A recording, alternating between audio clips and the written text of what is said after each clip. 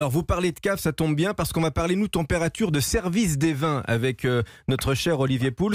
On va parler de la température des vins parce que c'est un élément vraiment important, capital pour bien déguster, Olivier. C'est un élément capital et qui souvent malheureusement n'est pas tellement pris en compte, et j'en profite pour adresser un petit carton rouge à beaucoup de restaurateurs qui ne prennent pas en compte l'importance de cette température de service du vin. Oui. Vous avez des blancs qui sont trop froids et souvent des rouges qui sont trop chauds. C'est quoi, c'est une mode, c'est une mauvaise connaissance? Non, c'est surtout aussi des contraintes. C'est quand vous n'avez pas de cave ou pas de frigo réfrigéré, le vin qui est à température ambiante aujourd'hui dans un restaurant dans lequel il fait 20 degrés, ou 21 ou 22 en été, il est à la même température. Et donc quand on vous l'amène, on le dessert totalement ce vin. Parce que le vin rouge, quand il est trop chaud, on a le côté alcooleux qui remonte, c'est pas agréable. on perd de la subtilité et on perd le côté digeste du vin. Alors on nous a toujours dit que le vin rouge, ça se buvait chambré, mais chambré c'est quoi? Qu'est-ce que ça veut dire en termes de température? On parle de chambré à une époque où on vivait dans des maisons qui étaient à 16, 17, 18 degrés. Aujourd'hui, on vit dans des appartements qui sont un peu surchauffés. On vit plutôt à 20 ou 22.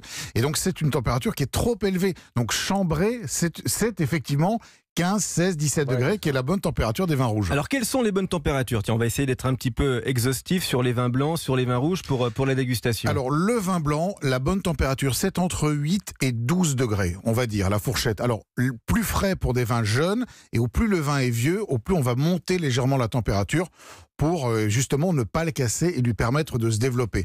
Alors, pour les vins rouges, je le disais tout à l'heure, c'est entre 15 et 18 degrés. Mais attention, quand vous emmenez votre vin à table, le temps de le sortir, de l'ouvrir, de le mettre dans un verre qui lui est chaud, vous allez tout de suite prendre 2 degrés. Donc n'hésitez pas, rafraîchissez vos vins, y compris vos vins rouges, avant de les servir. Mais rafraîchir comment alors? Comment on fait la fenêtre?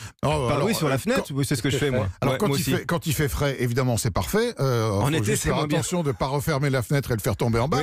Mais sinon, vous le mettez au frigo, tout simplement. On fracasse pas un vin rouge en le mettant une demi-heure ou 1 heure au frigo. On évite le congélateur, ça c'est un petit peu brutal.